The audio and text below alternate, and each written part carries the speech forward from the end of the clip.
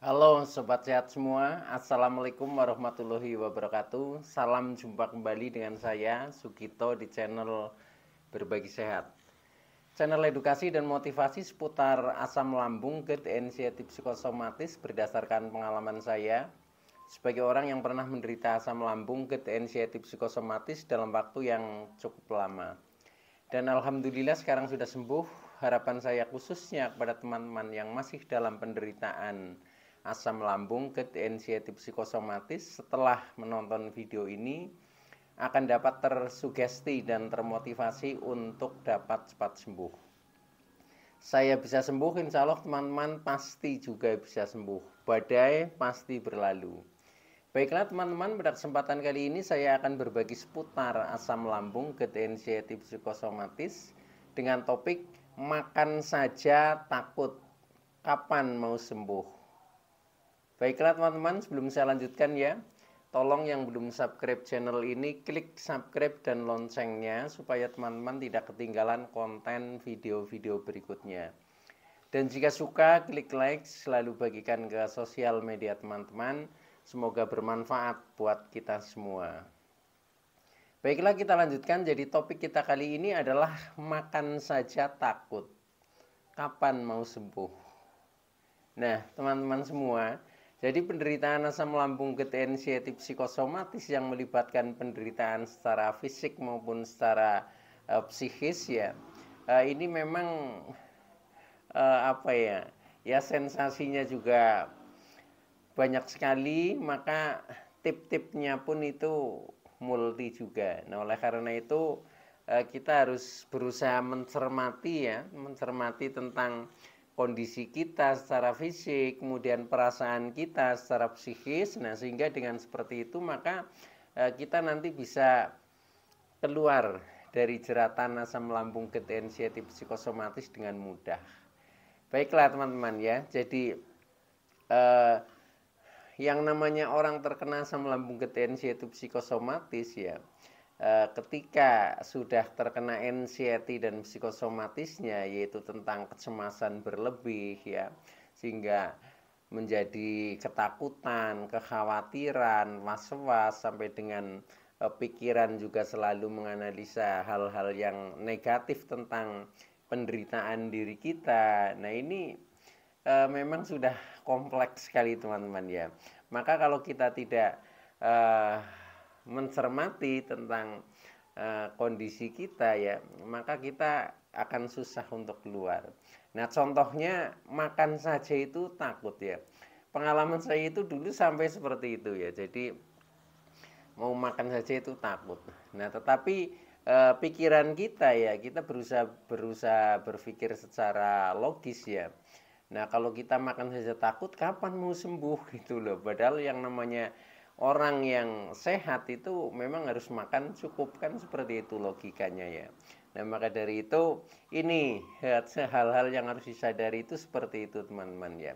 Bahkan tidak hanya takut makan saja ya, mau apa, keluar rumah juga takut ya, takut pingsan. Mau berjalan aja takut jatuh ya karena berjalan aja kadang sempoyongan, oleng ya, seperti berjalan di dalam kapal. Nah itu teman-teman ya. Nah sampai-sampai untuk ke keramaian juga takut, bertemu dengan orang-orang juga takut. Nah yang klimaknya pada waktu itu yang salam itu sampai makan saja itu takut itu loh. Nah kenapa makan itu takut ya, karena di pikiran saya waktu itu makan itu serba salah gitu loh. Yang pertama takut setelah makan ya itu timbul sensasi gitu. Walaupun tidak makan pun juga timbul sensasi ya. Karena apa? Dengan kita terlambat makan misalkan, itu juga sensasi akan datang ya, terutama yang di seputar perut gitu loh. Tetapi ketika kita mau makan juga bingung juga ya. Yaitu makan serba salah, takut makan ini jangan-jangan nanti begini ya, makan ini juga jangan-jangan nanti kambuh dan lain sebagainya. Nah ini ya, jadi kadang membuat kita menjadi semakin bingung ya itu ya. Nah selain kita makan itu kadang takut nanti akan timbul sensasi ya. Juga kita sudah punya mindset pantangannya. Nah, contohnya kita untuk menghindari pantangan itu juga sulit juga ya. Contoh kecil ya, misalkan jangan makan makanan yang berminyak seperti goreng-gorengan. Nah, itu kalau kita dalam sehari saja ya, untuk makan yang tidak berminyak ya, itu rasanya susah ya, susah menemukan gitu loh. Kalau memang kita nggak khusus membuat sendiri, contohnya makanan yang serba direbus, nah itu tidak ada ya. Kalau kita misalkan konsumsinya mungkin beli di warung ya, nah itu rata-rata semuanya pakai minyak ya. Jangankan gorengan, yang namanya sayur saja itu minyaknya juga banyak juga ya itu. Nah, sehingga sampai kebingungan di situ. Nah, dalam posisi seperti itu akhirnya menjadi takut makan ya. Takut makan karena selalu saja pertama itu bersinggungan dengan pantangan, yang kedua kemudian kadang takut setelah makan ada sensasi, walaupun tidak makan pun juga ada sensasi. Nah, itu di situ teman-teman ya. Nah, maka dari itu untuk langkah selanjutnya kita jangan biarkan ketakutan itu ya, terutama makan saja takut ya. Nah, ini mindset pikiran kita, kapan mau sembuh kalau kita makan saja takut ya itu. Nah, maka langkah berikutnya yang perlu kita cermati adalah merubah mindset pikiran kita yang berhubungan dengan makan. Jadi kalau waktu sedang apa ya, ya istilahnya terpuruk sekali ya, itu memang seperti itu ya. Jadi banyak ketakutan, sampai dengan makan saja juga takut ya. Nah, maka dari itu kita rubah mindset kita ya. Jadi mindset kita makan untuk sehat ya. Jadi makan untuk sehat. Kita jangan terlalu terpaku terhadap pantangannya. Karena apa? Mindset pikiran kita juga kita rubah. Semua makanan yang ada di sekitar kita ya, yang kita temukan itu adalah rezeki ya. Rezeki yang harus kita syukuri dan harus kita nikmati ya. Dan Allah memberikan rezeki itu pasti untuk kita ya, yaitu untuk dinikmati, untuk kita syukuri. Nah, kalau kita mindsetnya seperti itu, maka kita tidak akan cemas lagi ya, tidak akan cemas lagi. Nah, akhirnya ya betul, makanan itu akan menyehatkan kita, karena yang namanya psikosomatik ya, jadi apa yang dipikirkan ini akan direspon oleh tubuh kita. Ini memang berawal dari mindset dulu teman-teman. Kalau ketika kita mau makan sesuatu ya, kita punya mindset, wah ini jangan-jangan nanti kambuh, dan itu nanti respon tubuh itu menjadi kambuh beneran, seolah-olah menjadi mungkin perutnya tambah kembung, tambah begah, tambah sembelit, tambah perih dan lain sebagainya. Itu karena sebenarnya cerminan dari pikiran kita. Itulah uniknya psikosomatik seperti itu. Maka ini adalah penting ya, kita merubah mindset kita yang hubungannya dengan makan, bahwa makan adalah untuk sehat. Jadi apapun yang kita makan ini adalah demi kesehatan. Semakin kita banyak makan ya yang jenisnya multi, ini artinya nutrisi yang dibutuhkan oleh tubuh itu menjadi semakin lengkap. Nah, ketika semakin lengkap maka tubuh akan menjadi semakin segar ya. Akhirnya kita menjadi semakin sehat. Nah, itu mindsetnya seperti itu teman-teman. Setelah seperti itu ya, nah setelah kita mindset kita pokoknya makan untuk sehat ya. Kalau kita mau sembuh ya kita harus makan, karena orang sehat itu orang yang makannya cukup. Nah, itu sudah berada di dalam mindset kita. Ketika sudah seperti itu, nah maka kita akan lebih mudah untuk mengatur berikutnya ya. Nah, untuk mengatur berikutnya ya, ya memang betul kita harus makan ya, tapi disesuaikan dengan kondisi ya. Kondisi misalkan kita sedang berada di fase mana ya. Nah, itu biasanya yang bisa mengukur diri kita sendiri ya, diri kita sendiri. Nah, itu. Nah, setelah seperti itu maka makan harus kita sesuaikan dengan kondisi ya. Nah, contohnya ya, kita makan, kalau makan terlalu banyak otomatis nanti sensasinya menjadi apa? Mungkin kembung, begah, sembelit ya. Nah, maka kita atur makan dengan porsi kecil ya. Itu ya, artinya kita menyesuaikan dengan kondisi kita, teman-teman ya. Tapi jangan sampai jangan tidak makan ya, harus makan. Nah, makan disesuaikan dengan kondisi kita. Nah, contohnya makan dengan porsi kecil. Nah, kemudian eh, karena porsi kecil, nah otomatis waktu makan kita tambah ya. Contohnya makan menjadi 5 kali sehari ya. Kalau saya dulu tiap 3 jam sekali ya, 3 jam sekali. Contohnya kalau makan pagi jam 6, nah nanti jam 9 makan lagi, terus makan lagi jam 12, makan lagi jam 3 sore, kemudian makan lagi jam 6 sore. Kurang lebihnya itu. Nah, jadi makannya 5 kali. Tetapi itu juga jangan dijadikan patokan yang paten. Ketika kondisi kita sudah semakin membaik ya kita rubah lagi ya.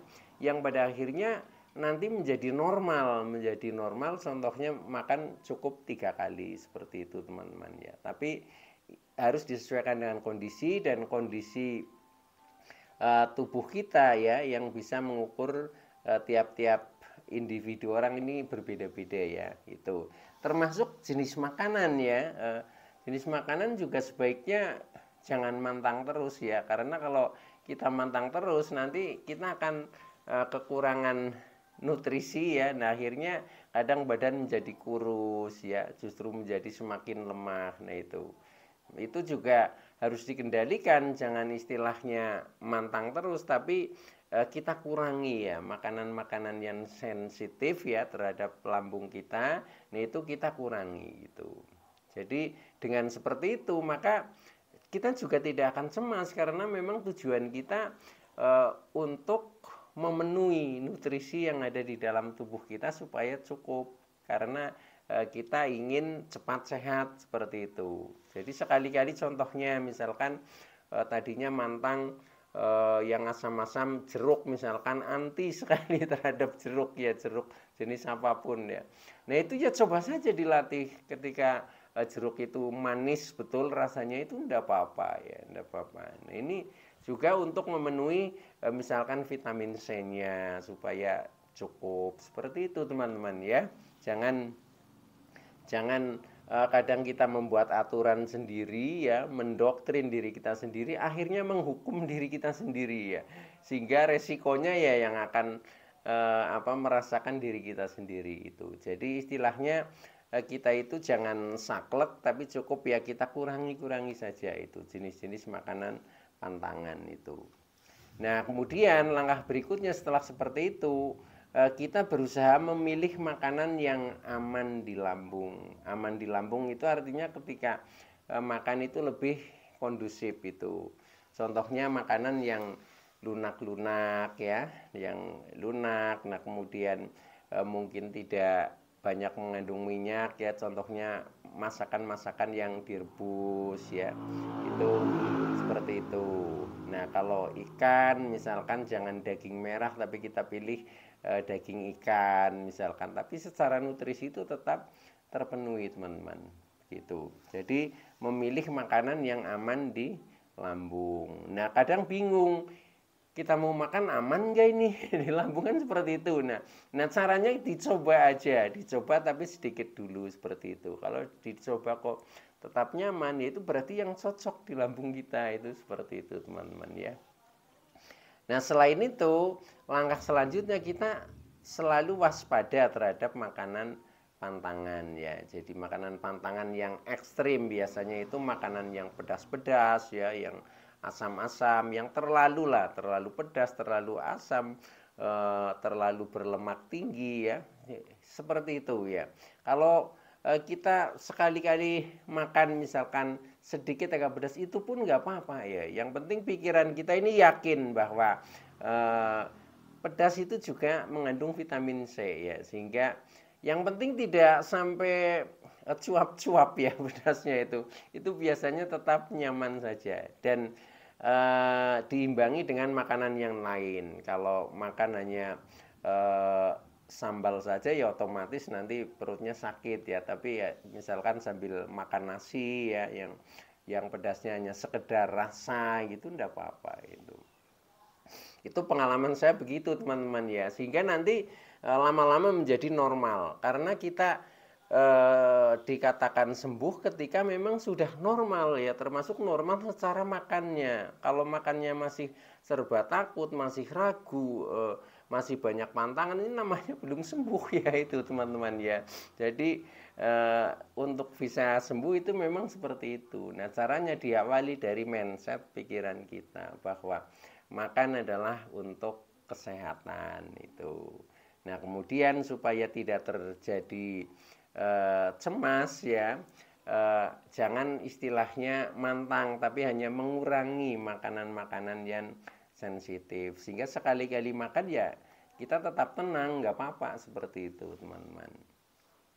Oke ya teman-teman, jadi itu dulu yang bisa saya sampaikan. Intinya kita tetap berani makan ya supaya kita cepat sembuh ya, karena makanan adalah rezeki yang harus kita nikmati, kita syukuri ya, yang akan menyehatkan tubuh kita.